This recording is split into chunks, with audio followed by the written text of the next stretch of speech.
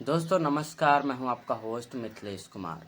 Ukraine Russia युद्ध में एक बड़े शतरंज की बात कहें जो जेलेंस्की जो यूक्रेन के प्रेसिडेंट हैं उनको अमेरिका का साथ बहुत ज़्यादा मिला था शुरुआती युद्ध से ही।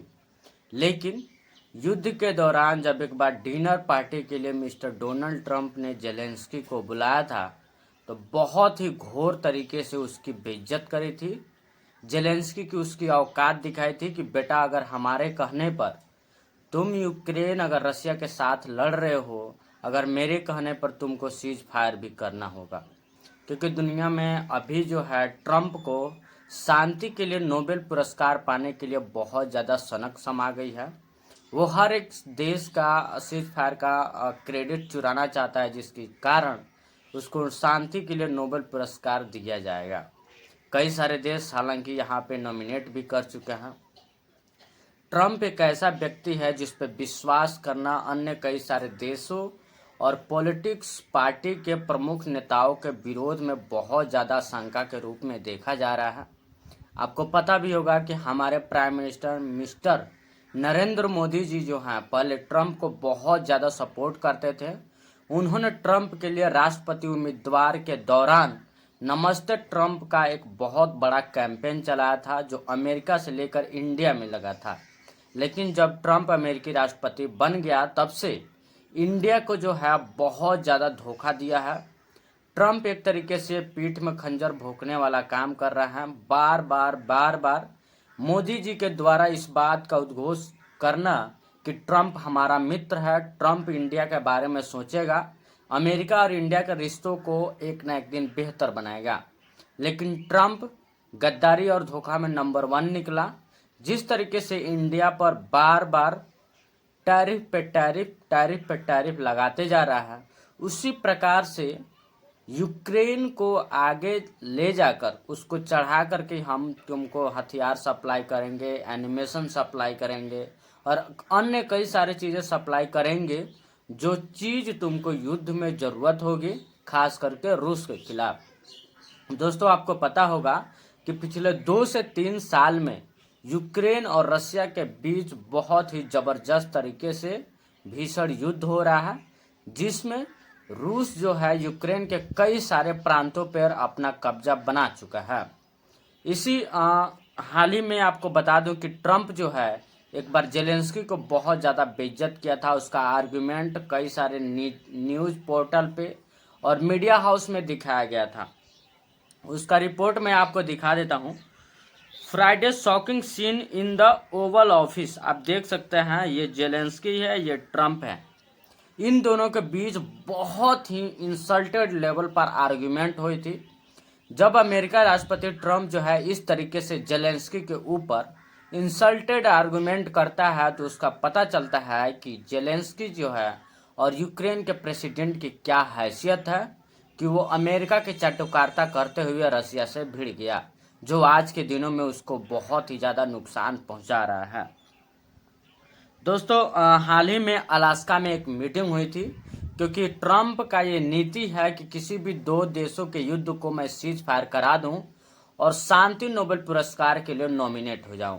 लेकिन इस युद्ध के दौरान जब अलास्का में अब रशिया के प्रेसिडेंट व्लादिमीर पुतिन और अमेरिका के प्रेसिडेंट ट्रंप जो है, इन दोनों के बीच एक बहुत ही सीज फायर को लेकर के महत्वपूर्ण वार्ता हुई।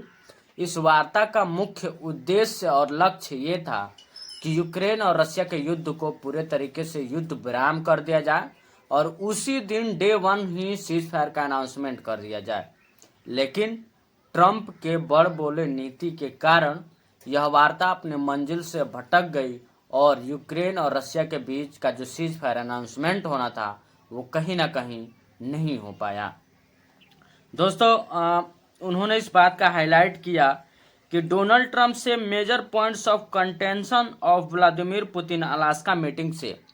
अलास्का मीटिंग में अन्य कई सारे महत्वपूर्ण बिंदु पे इन दोनों नेताओं के बीच में बात हुई, लेकिन सीज फायर को लेकर के कोई भी अभी समस्या का समाधान नहीं निकला।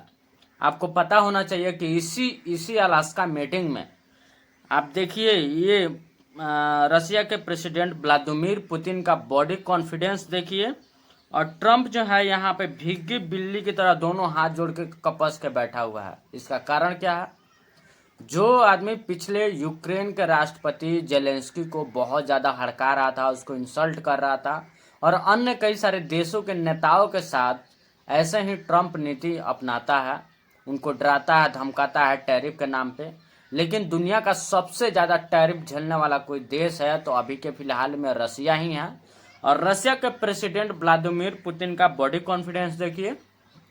और ट्रंप जो है पूरे तरीके से भीगी बिल्ली बना पड़ा है पुतिन के सामने इसी अलास्का मीटिंग में। इससे क्या साबित होता है कि इसी अलास्का मीटिंग में जो है पुतिन ने अपना एक ऐसा चाल चल दिया है जिसके कारण अमेरिका तो बैकफुट पे आ ही गया है। क्योंकि अमेरिका अगर यूक्रेन युद्ध जीतता है तो अमेरिका युद्ध जीतता है, अगर यूक्रेन युद्ध हारेगा तो अमेरिका जाहिर सी बात है युद्ध हारेगा। क्योंकि इस युद्ध में सबसे बड़े पैमाने पर अगर हथियार और अन्य कई सारे डॉलर सप्लाई कोई कर रहा है तो वो अमेरिका ही है। यूक्रेन को ज़बरदस्त तरीके से सपोर्ट कर रहा है। उन्होंने चाल इस बात का चल दिया, मीटिंग में इस बात का तय हुआ कि क्रीमिया एक जगह है दोस्तों, क्रीमिया पे जिसपे रसिया जो साल 2014 में उसको कैप्चर किया था यूक्रेन से छीनकर, इन्हीं सारे मुद्दों पर चर्चा हुआ। लेकिन ट्रंप ने एक बहुत बड़ा बम फोड़ दिया है। बम इस बात का फोड़ दिया है, 2 दिन पहले उन्होंने मीडिया हाउस के एड्रेस करते हुए उन्होंने कहा था कि ट्रंप से Ukraine will not join NATO, Crimea won't be return, Putin agree to security guarantee for Ukraine.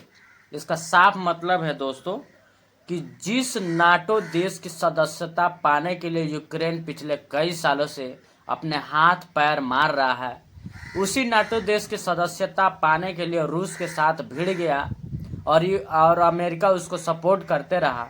लेकिन लास्ट में अमेरिका उसको धोखा दे करके इस बात का अनाउंसमेंट कर दिया है कि बेटा यूक्रेन, तुमको नाटो देश की सदस्यता नहीं मिलेगी।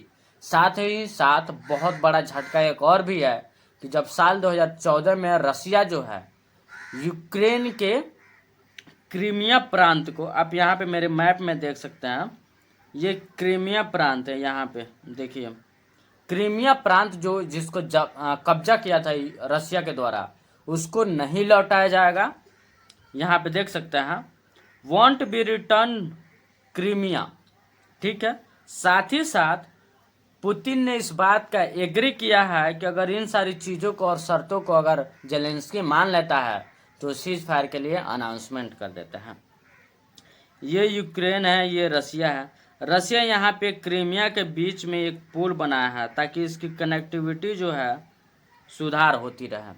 और आने वाले समय में ये क्रीमिया जो है अभी तक साल 2014 से लेकर अभी तक रूस के फेवर में ही और रूस के प्रशासन के कब्जे में ही रहा है। और ये जो रेड डॉट दिखा रहा है ये सब भी यूक्रेन के टेरिटरी है, लेकिन उसको युद्ध के दौरान रशियन आर्मी जो है पूरे तरीके से कब्जे में ले चुकी है। दोस्तों इन सारी जियोपॉलिटिक्स घटनाओं से और ट्रंप की गतिविधियों से ये बात स्पष्ट होता है कि अमेरिका किसी का सगा नहीं है। अमेरिकी प्रेसिडेंट कोई भी हो, किसी भी देश के नेताओं के साथ अच्छे से बिहेव नहीं आते। वो हमेशा अपने डॉलर के धौस और अपने शक्तिशाली आर्मी बेसिस पे किसी भी देश को टैरिफ या फिर अन्य कई सारे चीज़ों का हथकंडा अपनाते हैं ताकि वो देश को वो ब्लैकमेल कर सके। लेकिन रसिया के सामने अमेरिका पूरे तरीके से बैकफायर हो गया है और इसकी झूठी और मक्कारी वाली जो मिलिट्री बेसिस का जो पावर है पूरे तरीके से रसिया ने ध्वस्त कर दिया है। इस बात को स्पष्ट होता है कि अमेरिका जो है रसिया के सामने घुटने टेक चुका है, क्योंकि ट्रंप के ये बार बार कहने से रसिया जो है सीज फायर का अनाउंसमेंट नहीं कर रहा है, वो अपनी शर्त पे ही अनाउंसमेंट करने को राजी है। दोस्तों मैं आपको बता दूं कि अगर आप जियो पॉलिटिक्स से अपडेटेड रहना चाहते हैं, क्योंकि अन्य कई सारे देशों के साथ अपने देश के कैसे संबंध हैं, उन सारे संबंधों के आधार पर किसी भी देश का भविष्य टिका होता है, चाहे वो युद्ध के क्षेत्र में हो, अर्थव्यवस्था के क्षेत्र में हो, कृषि के क्षेत्र में हो, या फिर सोशलिस्ट इकोनॉमिक्स रिफॉर्म के क्षेत्र में हो। अगर किसी देश की रिलेशन को या फिर अंतर्राष्ट्रीय जियोपॉलिटिक्स के डिप्लोमेटिक रिश्तों को समझना चाहते हैं पूरे डिटेल के साथ, तो प्लीज़ आप हमारे चैनल को सब्सक्राइब कीजिए, वीडियो लाइक शेयर ज़रूर कीजिए, क्योंकि हम ऐसे ही जियोपॉलिटिक्स खबरों को लेके आप सभी के बीच आते रहते हैं। तो आप सभी से रिक्वेस्ट है कि प्लीज़ आप वीडियो को लाइक शेयर ज़रूर कीजिए। जय हिंद।